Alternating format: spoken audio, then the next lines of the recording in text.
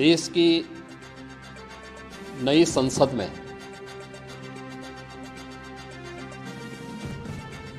माननीय वित्त मंत्री जी ने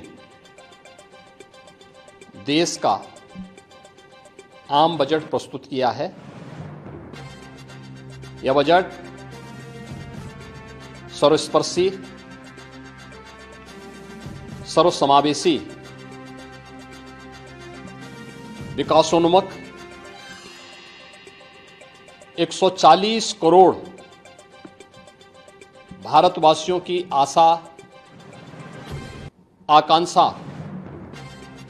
और अमृत काल के संकल्पों को पूरा करने वाला सिद्ध होगा। निर्माण का एक आर्थिक दस्तावेज है। इस आम बजट में अंत्योदय की पावन भावना, विकास की असीम संभावना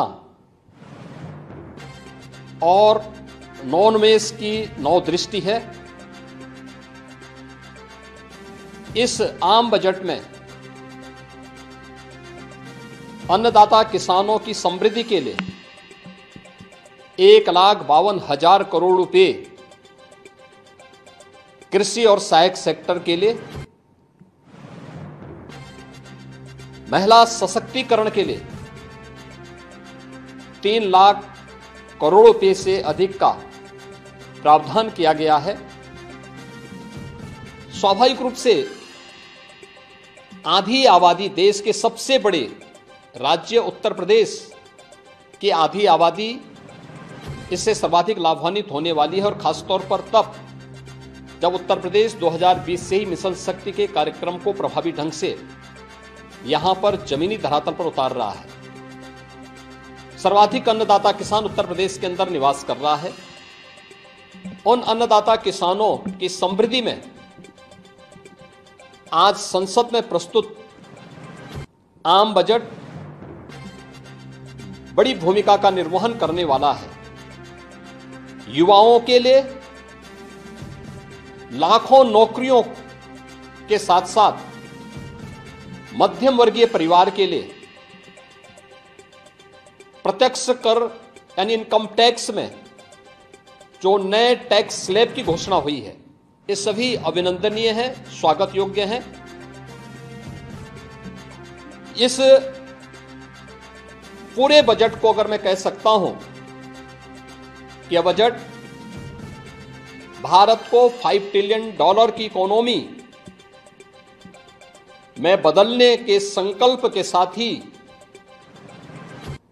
दुनिया के ग्रोथ इंजन के रूप में भारत की भूमिका को और विकसित भारत की संकल्पना को साकार करने का एक आर्थिक दस्तावेज के रूप में यह देश की संसद में प्रस्तुत किया गया है। इस 140 करोड़ जनता जनार्दन के लिए समर्पित, उनकी आशा, उनकी आकांक्षा और अमृत काल के संकल्पों को पूरा करने वाले इस बजट के लिए मैं आदरणीय प्रधानमंत्री जी के प्रति आभार व्यक्त करता हूं।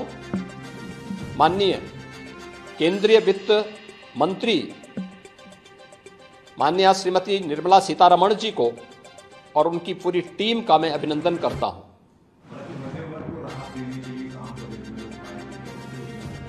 देखिए, मध्यम वर्गीय परिवार में टैक्स के बारे में सबसे बड़ी छूट आज उपलब्ध हुई है, और ये लंबे वर्ष समय से ये मांग चली आ रही थी। 3 लाख तक के प्रत्यक्ष कर यानी इनकम टैक्स में कोई भी टैक्स नहीं लगेगा।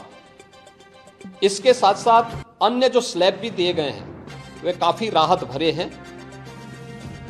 अलग अलग सेक्टर के लिए जो प्रावधान किए गए हैं, गांव के लिए, गरीब के लिए, किसान के लिए, नौजवान के लिए, एमएसएमई सेक्टर के लिए, ये लाखों नौकरियों को क्रिएट इससे होगा। इंडस्ट्री के लिए जो प्रावधान किए गए हैं, मुझे लगता है ये सभी स्वागत योग्य हैं।